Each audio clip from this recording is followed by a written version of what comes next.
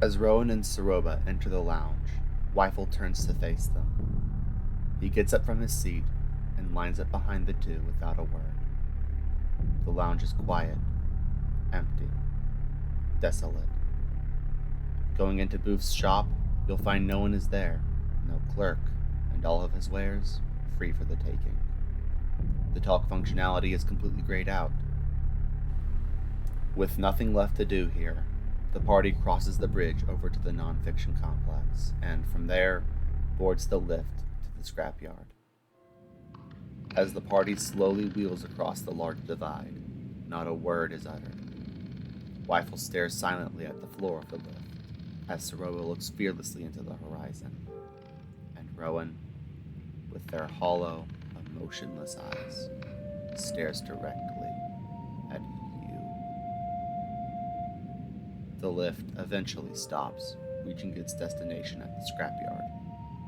The party hops out and resumes their pursuit of Kanako.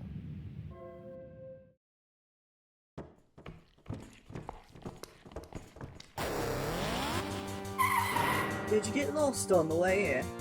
Or were you busy with something? I'd run if I were you. That a threat, Patty? Look, I'll cut the crap. I know what you three have been up to. Doesn't take a genius like myself to pick up when things are too quiet. Did our last fight really leave such a tough grudge on you? Are you seriously that petty? I'm after my daughter. She's past this scrapyard. If you wouldn't mind moving out of the way, we'll go and save her. Oh yeah, sure. After slaughtering my entire homeworld population, I'll just let you three go without a hitch. Get a brain, Lighter. I failed to pick up on the bad signs soon enough. I could have stopped this if I had just taken things a little more seriously. I won't make the same mistake again. I'll be the hero this world needs. You'll regret that, punk. Sorry, lady. I don't have regrets or shame. This battle is unlike any previous Werm battles. Although his attacking style is similar, it's clear Werm isn't holding anything back. During his turn, after his round of bullet patterns is up, he'll charge up a massive bullet in his reactor core and fire a large beam at the edge of the battle box. Upon collision, it will explode, dealing damage to any and all targeted party members, no matter what. Unavoidable damage.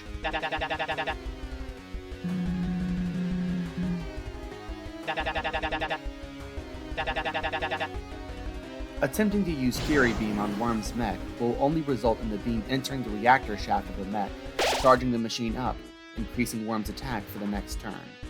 So, with no other options, looking in Rowan's act menu, the actions of Scavenge and Scavenge X are present. Using either action will cause a counter to appear above the party, being Scrap Collected. Underneath are 5 slots.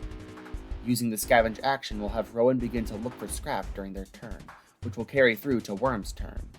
Once Worm's attacks are done, Rowan will collect between 1 to 3 pieces of scrap, which can be seen in the Scrap Collected slots. This action is also available for Ceroba's C action and Wyfole's W action. Meanwhile, using Scavenge X, the entire party will search for scrap, at the cost of a bit of TP. However, once completed, the entire counter will be filled. Once enough scrap is collected, you can find in Rowan's act menu the action of Build, which will bring up a menu.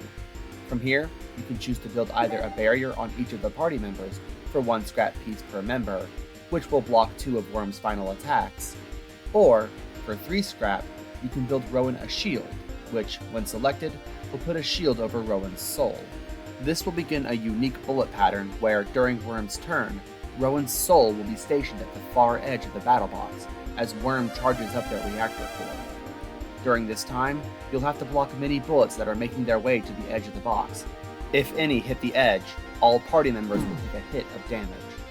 Once enough time has passed, Werm will release their final attack as usual. However, now you can stand in its path, blocking it with the shield, which will carry it back into Werm's neck, causing it to short out. Now, with this 2-turn opportunity, you can use Ceroba's Fury Beam to deal significant damage to the mech, sending parts of it flying everywhere, but it still remains stable and functional.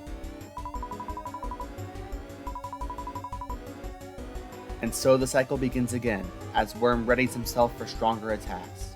The goal is the exact same. Build up enough scrap to make a shield so you can parry back Werm's final attack back at him, leaving him vulnerable for a Fury Beam hit. Suddenly, during one part of the fight,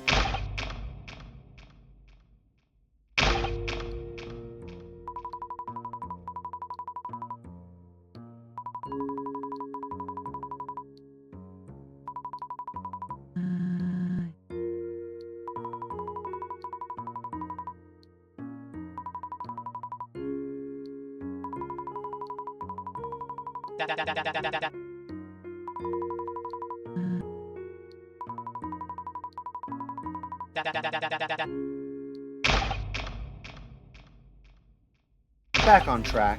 Every time Werm is hit successfully with the beam, Werm gets faster and his patterns become more difficult, until the final time where, after he charges his reactor blast, it'll fire off as a long, slender, endless beam, colliding with the soul and its shield, which it reflects back out in the direction the shield is facing towards. From here, you need to angle the beam back down into the reactor shaft, which when done, the mech shorts out yet again and goes motionless, ending the fight. We won. It's over. We're going now. Over? I'm not letting you go. I'm meant to be the hero here. It's not over until I've won. I won't let you hurt anyone else. If they threaten my daughter, I'll take care of whatever I need to. You say that, but you're acting a lot like a lapdog to the human. They're helping me. We're gonna save Kanako. I don't know. Seems to me that you may need to save yourselves. I don't need saving. Now let us by. Like I said, over my dead body.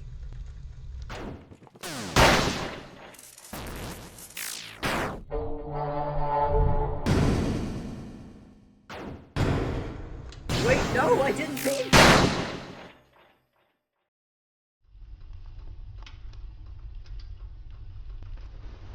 I shouldn't have done that. No kidding. Rowan, you were trying to help me, right? I'm gonna stop using that spell. Let's try to talk down our enemies from now on. My God, my head hurts.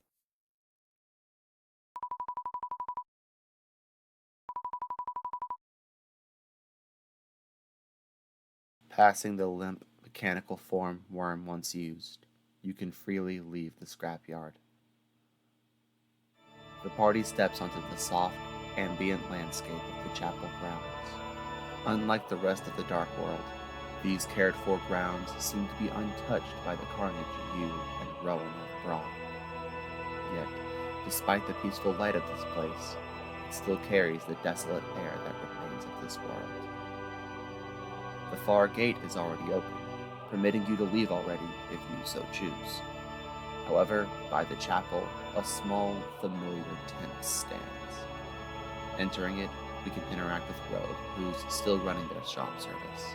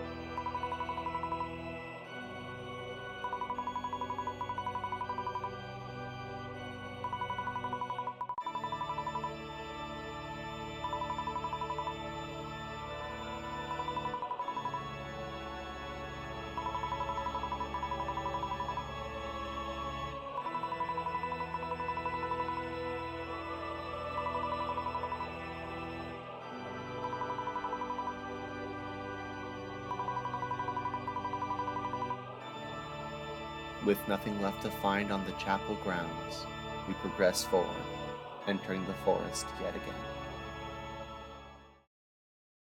Along the jungle path, the party reaches the mechanical lift and begins to rise up.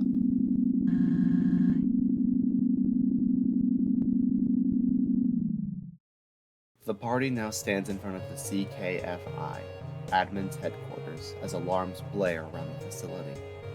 The mechanical door at the front of the facility appears to have been blasted open by some sort of golden power.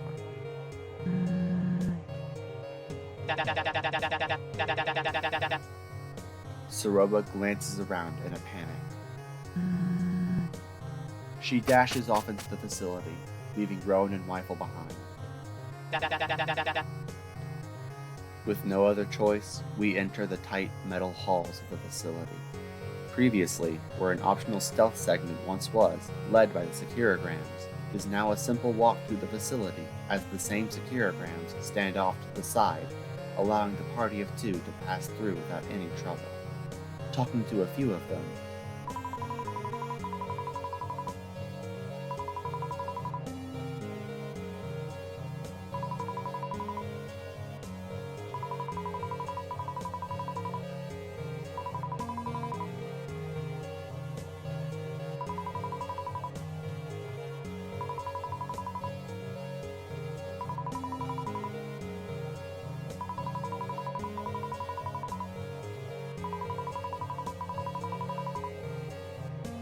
as we pass through the halls of the facility, Wyfole begins to talk.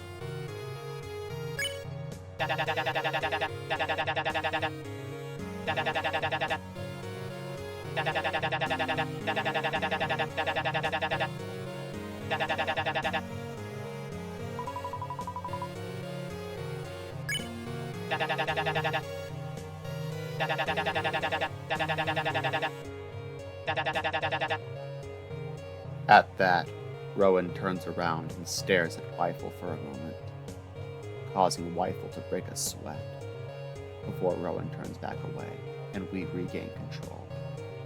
The party reaches an elevator and makes their way to the cybernetic department, where Ceroba is waiting for us beside an angel save, standing in front of a windowed door.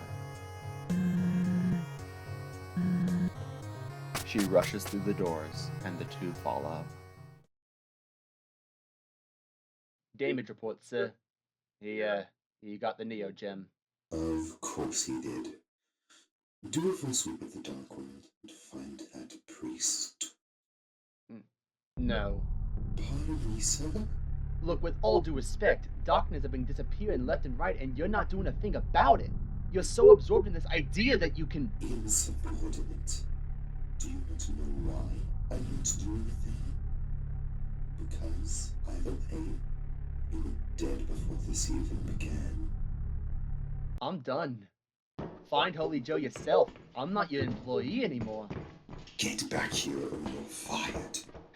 You can't fire me. I quit. Well, you're fired anyway, good sir. Like I give a... Howdy. You took your time getting here. We took enough time to make sure I can kick your ass well enough. How quaint. Well, you may think you have what it takes to kick mine, but what do you think of your own daughter? Kanako! Quell your anxieties. She's fine. Improved. You three people just enough time to fine-tune everything to absolute perfection.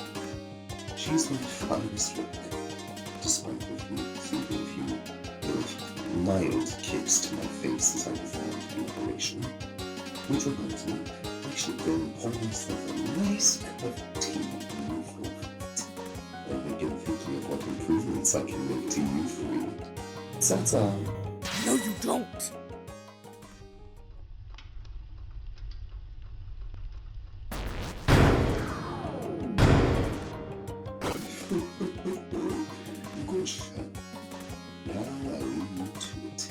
Farewell, my resilient adversaries. This fight remains largely unchanged from its original version, minus a slight stat increase and some new bullet patterns for the sake of balancing due to the party's increased strength and defense. Something else to note is the fact that Fury Beam, as an attack in Ceroba's magic menu, isn't entirely removed, rather having just been grayed out, much like Wyfole's Bleeding Ink.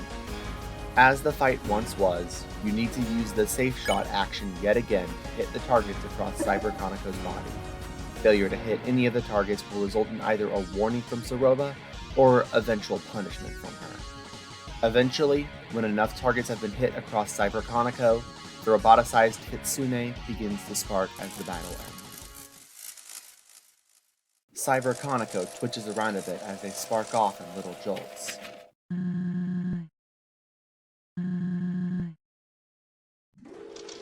The machine explodes as Kanako is sent rocketing into the air, and Ceroba is sent flying back into Wyfole, downing him.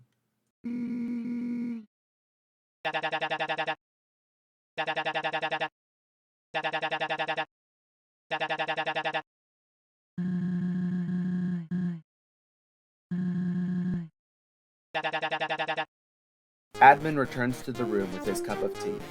When he sees the party reunited, he squeezes the cup tightly enough to cause it to shatter.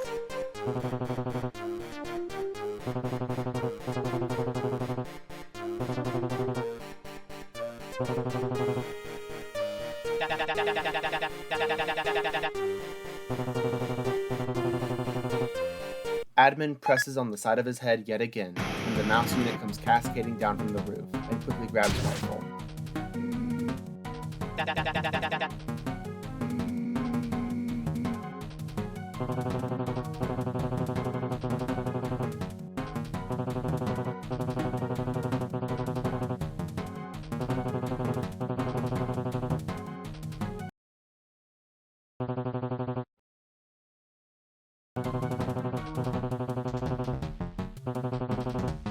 Before Admin can finish his sentence, Kanako lunges forward, preparing to attack, but she phases right through Admin's body as it glitches and distorts, flying straight into a wall.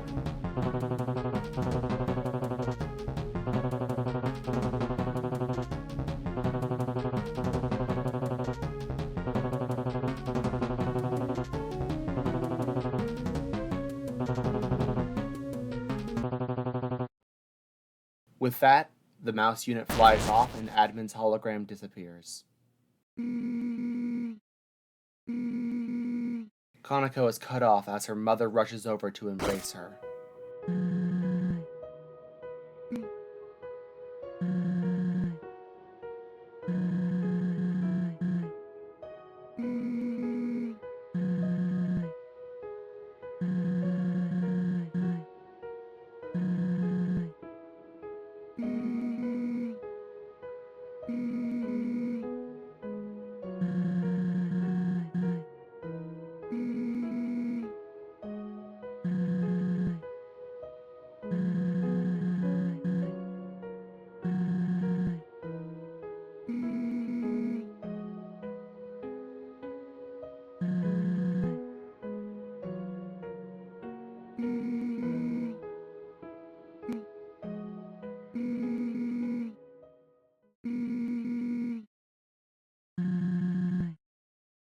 The two line up behind Rowan.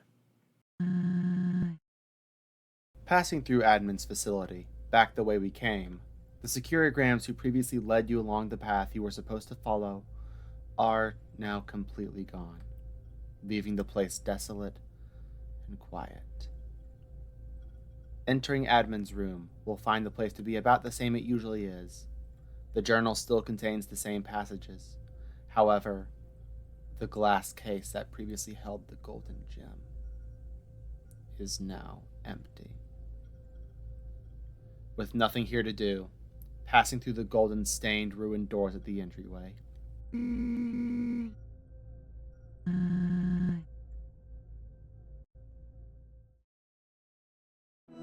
We return to the chapel grounds. While here, you can interact with Robe again. Using the talk functionality only results in this interaction, however.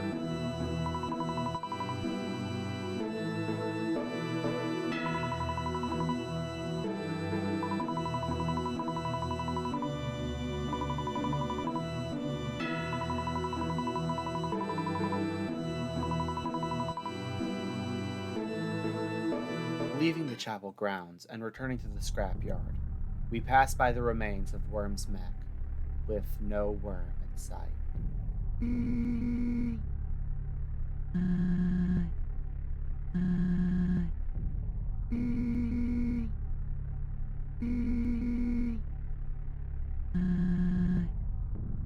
The party reaches the end of the scrapyard and takes the lift back over to the nonfiction complex and passes the bridge over into the lounge. Inside are all the darkners from the junior jungle. Interacting with them only grants you the same dead silent reaction. Trying to head west back over to the fiction complex. Heading north, the bridge to the tree has been repaired, allowing the party to cross over. Entering the tree's hollow, you can take a moment to head into the roots of the tree, where, inside, is Booth, talking with the out-of-place shopkeeper.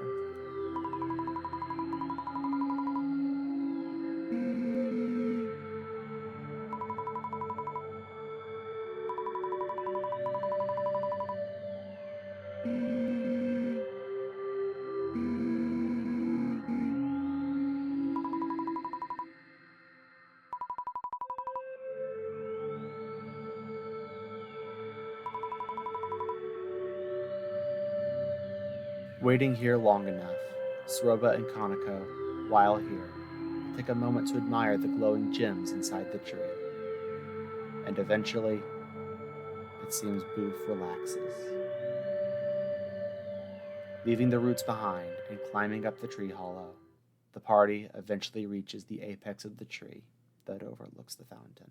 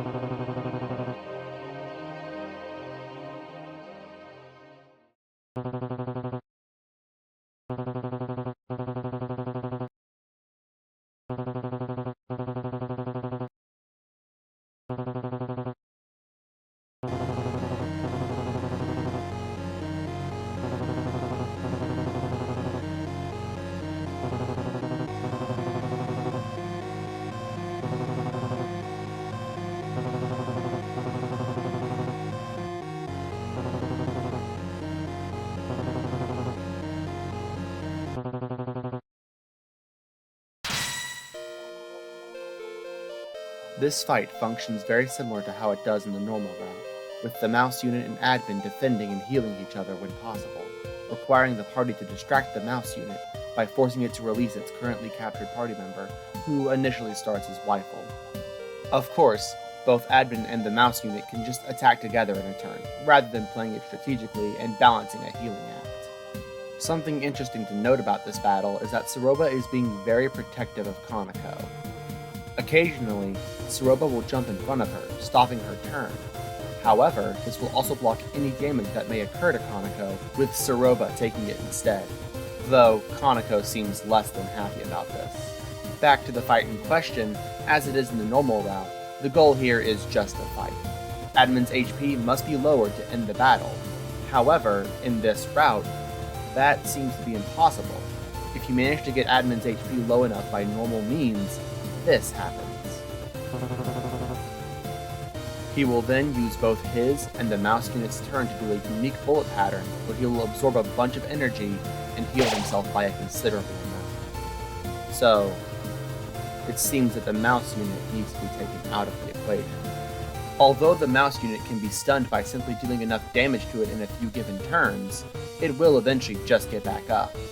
However, if you ensure that Kanako is the currently captured party member, if you choose to select Ceroba to attack the mouse unit, Ceroba will always perform a critical strike on the mouse unit, which eventually will cause a small explosion from the mech, and will drop Kanako as well. This damage will also be permanently reflected on the mouse unit itself. So the goal is now clear. You need to manipulate the mouse unit to grab Kanako so that Ceroba will deal massive damage to it. After 3 hits of this massive damage to the mouse unit, it'll drop Kanako as it comes careening to the ground with a large explosion.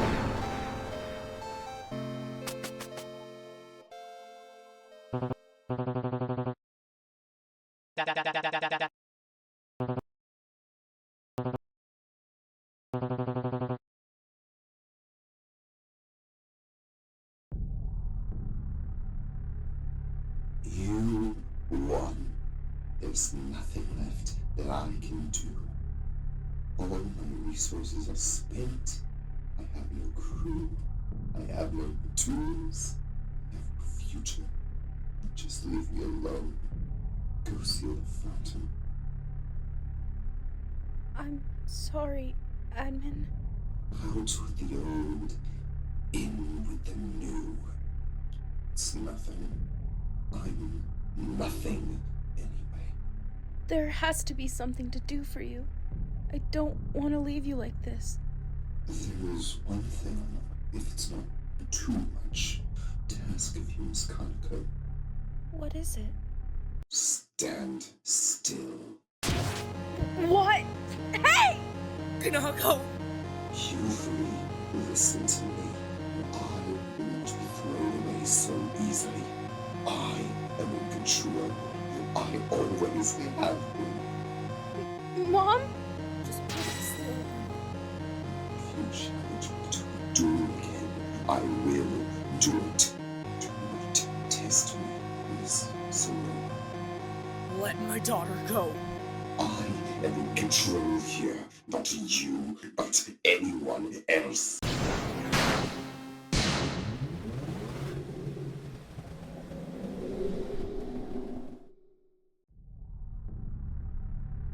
Honey, are you okay? Ow! Mom, what was that? I'm sorry. Come on, honey. Let's get you some mercy.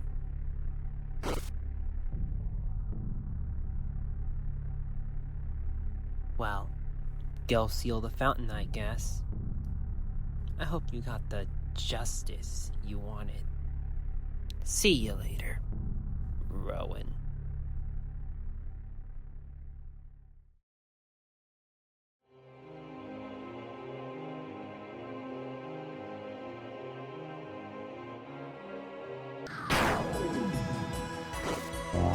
Thou hast been halted by High Holy Joe, preacher of the words of Deltarune.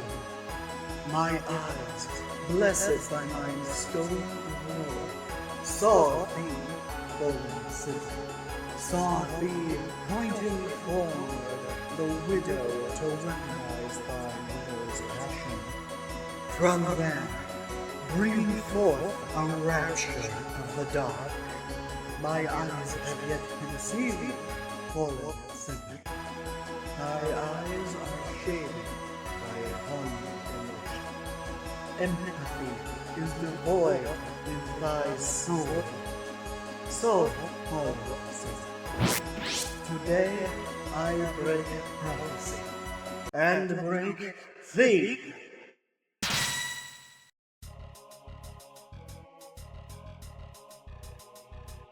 This fight is a fair bit different from his encounter in the normal route, especially considering that you are now alone. Rowan is the sole member of the party versus Holy Joe here. Another obvious difference is the fact that you cannot spare Holy Joe in this battle. You must fight him. However, to compensate, not only do you have Rowan's unique boss action, but you also have the action of Blessing, which will heal you a considerable amount to begin with, but will heal you less and less after each usage. You also have the action of Scripture, where Rowan will recite a verse and increase the soul's defense for a turn. All the while, as you fight, Holy Joe will speak.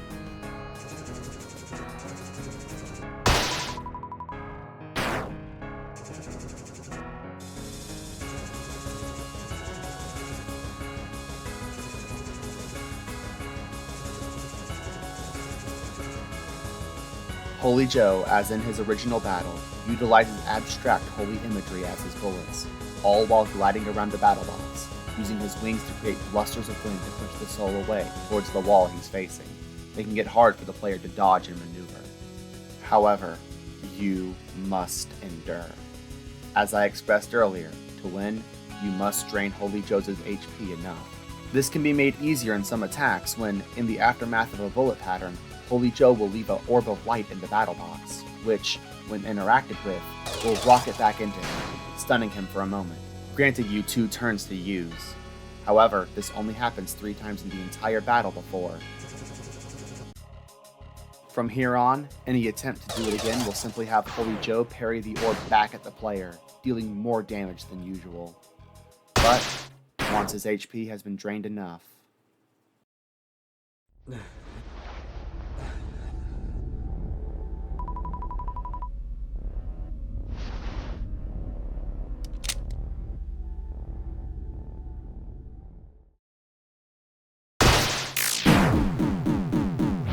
God damn. Angel, I know you can hear me as I am. This first bloodshed, let it be a sign of what's to come. Your reign over us all, starting with the death of your messenger. The age of the Neo-Angel begins today. Here and now, damnation! Oh.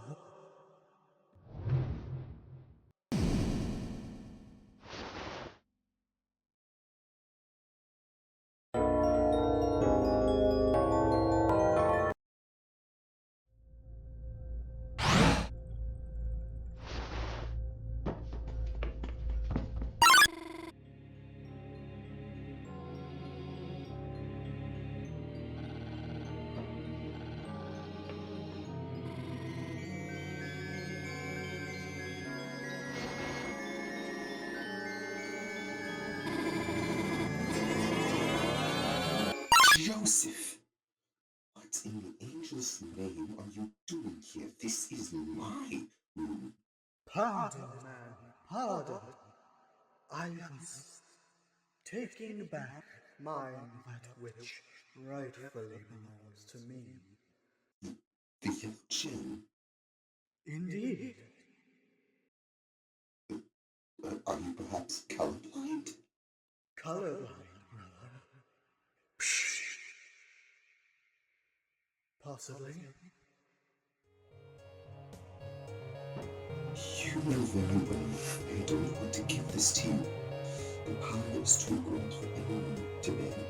With enough willpower and this in my possession, the ability to control time is something that only the angels chosen was really to have.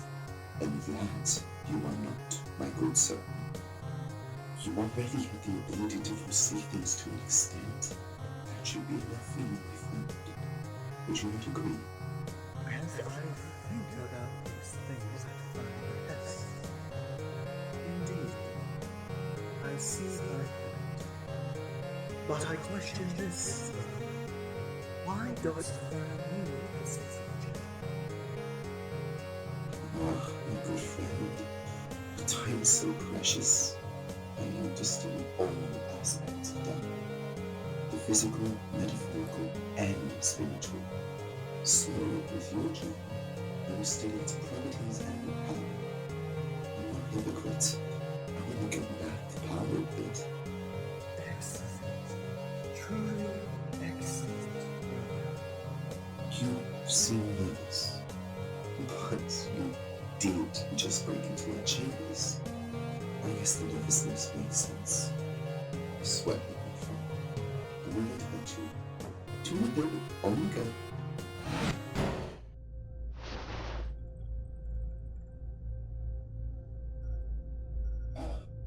Poor fool.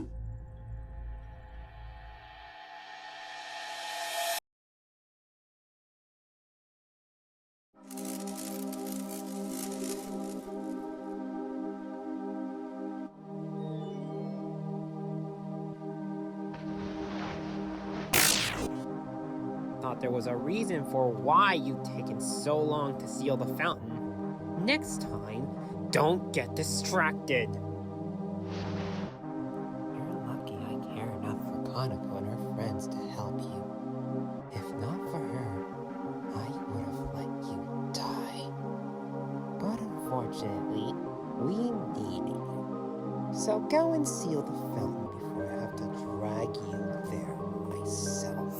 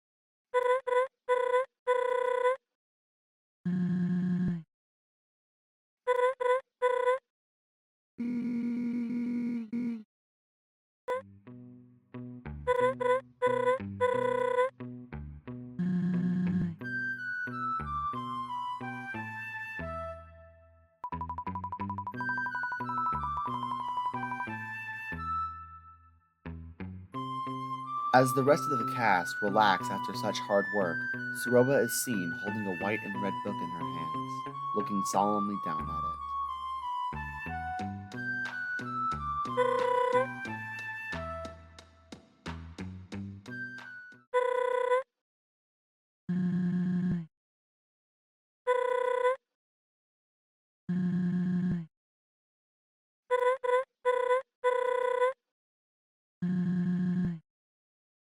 Kanako triumphantly pulls out her headphones from the lost and found. As she holds them up, they suddenly snap in half.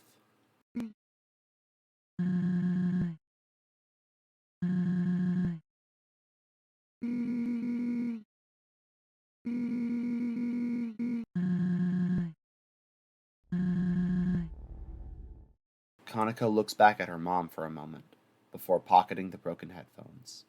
Ceroba brings her tattered book over to the stack of ruined books on her desk, and places it atop.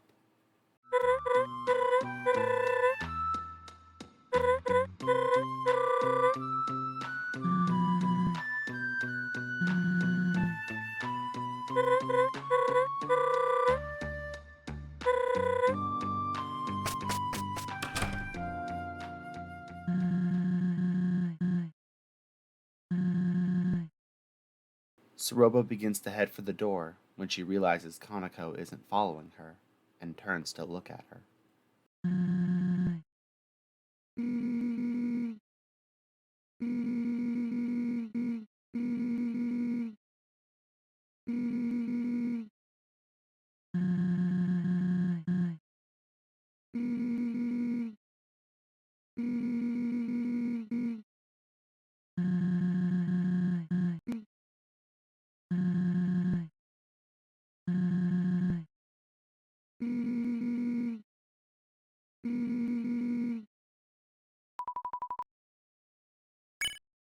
Ceroba suddenly detenses.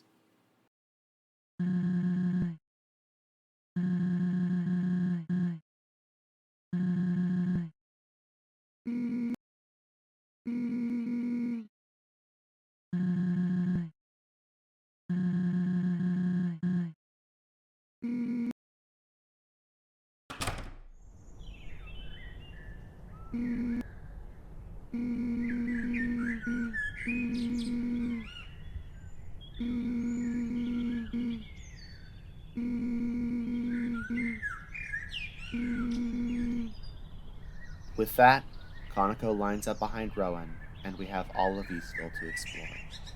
In the library itself, we can interact with the almost empty bookshelves.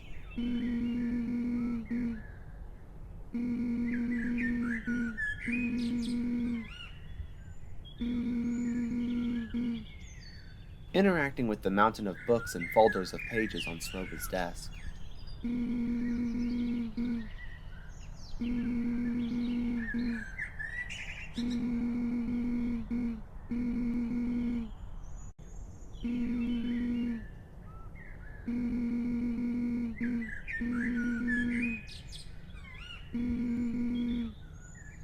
Interacting with the torn off area where the poster used to be.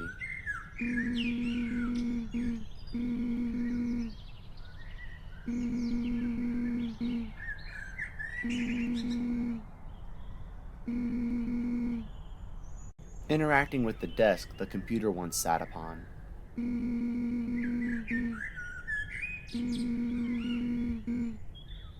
With nothing left to interact with, we can leave the library. Exiting the library, we, as usual, have all of Eastville to explore with Kanako by our side. A lot of the interactions in the area actually remain the same, aside from a few key ones, which we will be exploring now. But before that, something to note. It may be hard to tell from a distance, but Rowan has slightly changed in their overworld sprite in the light world. But looking close, it's easy to notice that the shade around their eyes has gotten just ever so slightly darker. Heading into the police station, we stumble upon Ceroba and Starlo, who seem to be in the middle of a one-sided conversation.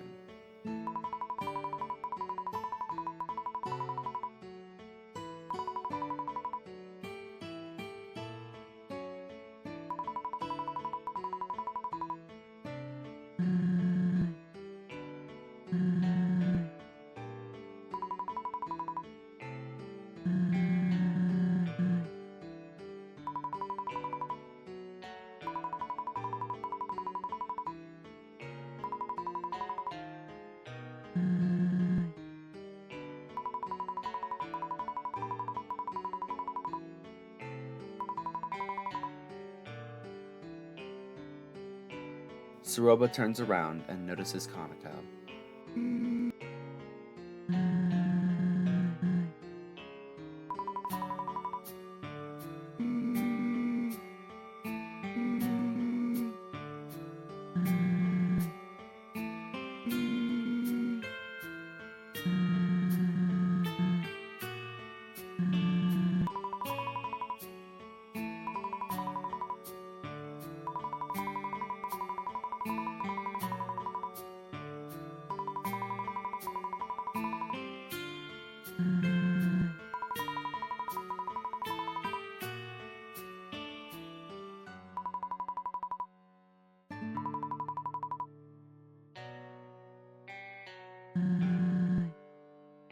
With that, Ceroba leaves the police station.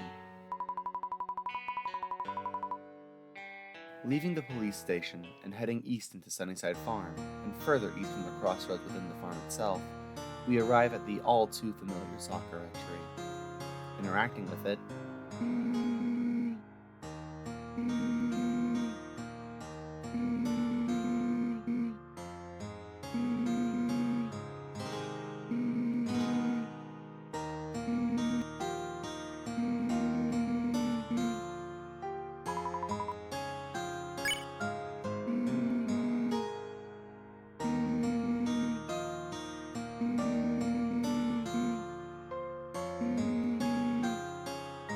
Kanako goes beneath the shade of the tree and sits. She pulls out a notebook and pencil and begins to sketch. Rowan watches, standing upright to the side. Eventually, they walk to the opposite side of the tree from Kanako and lean against the tree, crossing their arms. Kanako continues to sketch. You can stop hanging out whenever you want to by pressing anything. However, a fun little detail about this is that Kanako will actually present the drawing she's made over the time she's allowed to sketch. If you give her less than 30 seconds, it's just stick figures with very low effort landscaping. Over a minute and the stick figures remain, but the environment is a little more detailed. After 2 minutes, the tree behind them is detailed. After 3 minutes, the tree line itself is complete. After 4, the landscape surrounding the tree is complete. And after 5 minutes, Rowan and Kanako are fully detailed in the art. And anytime past 5 minutes, the drawing will be fully colored in. And here is what that drawing looks like. Heading over to Club Danza and interacting with the bouncer.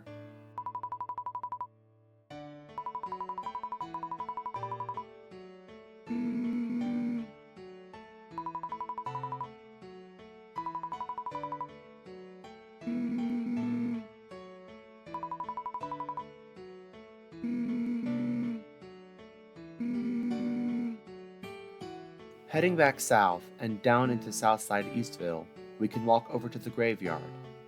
Trying to enter, Rowan will pause for a second before taking 2 steps backwards.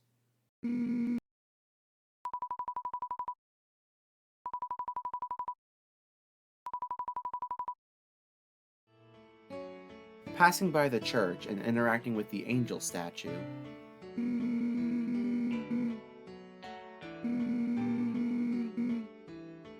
walking over to the school and interacting with its front doors,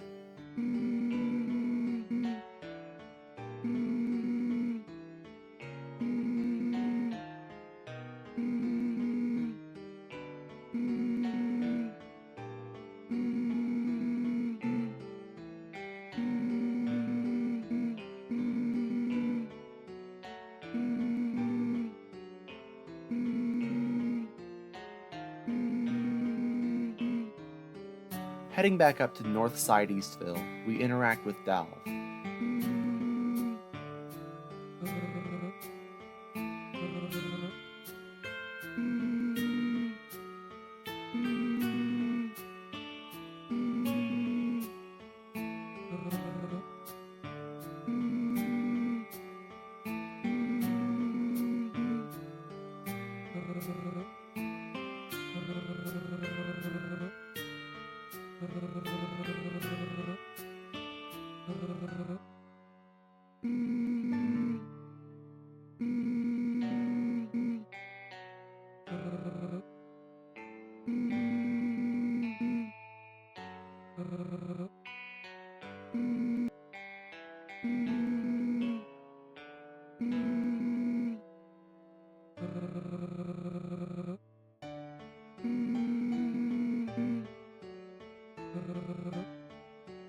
With nothing left to interact with in the area, we can head to the diner, where Martlet and Ceroba are waiting.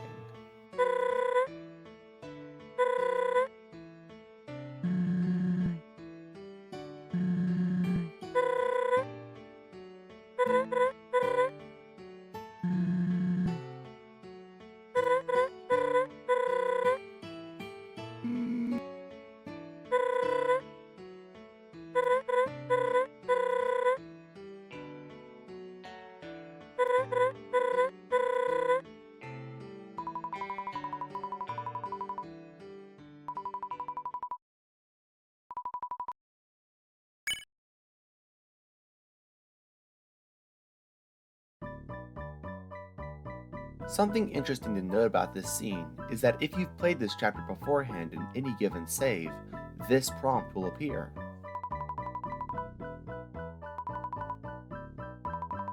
Choosing yes will skip this scene entirely, as it doesn't change much across runs.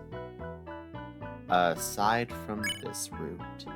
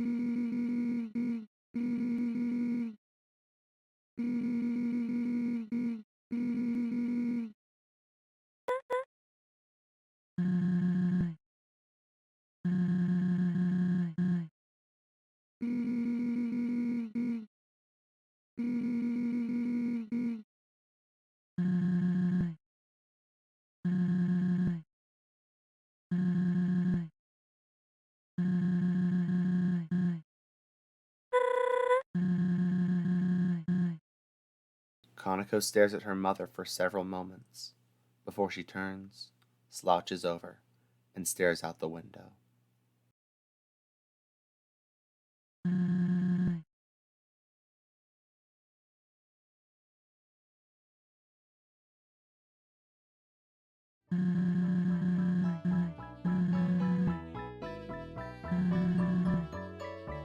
Dinah walks over from her handling another table.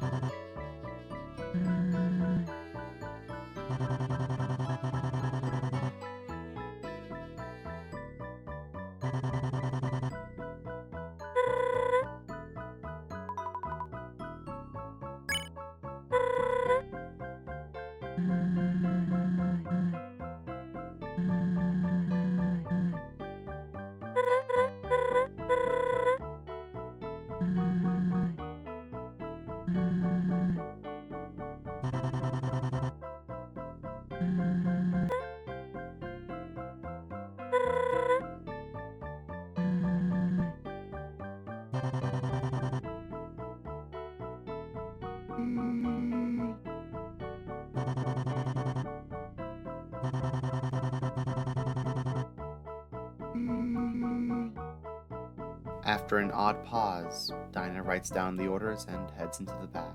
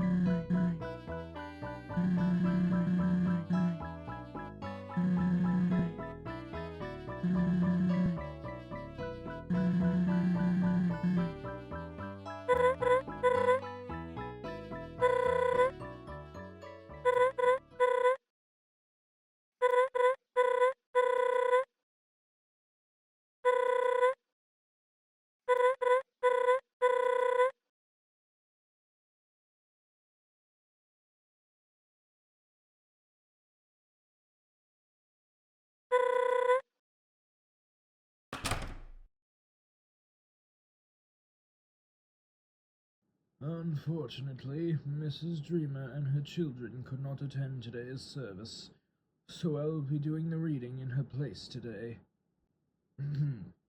Unbeknownst to us as we walk the earth, beneath the soil lies a darkness that reflects our light, and within it what we cannot see takes shape. Someday this darkness, without control, will burst forth from the earth, and a great roaring will begin. Titans will emerge and bring an age of chaos and unrest, and all will seem lost. But, blessed by the angel, 3 heroes will emerge at world's edge, carrying the blessing and guidance of the angel themselves. The Prince of the Darkness leading a lone kingdom, a monster girl with hope crossed on her heart, and a human cage of the angel itself. Together, they will seal the darkness away, defeating the Titans and bringing an end to the roaring. This, my friends, is why we must all be kind to one another, as when the day comes that the war will consume the world and all will soon die. You know, I never quite understood why Eastville is called that. After all, the town is actually further east of us. Well, slightly northeast. Southwest. Which way is... Rowan,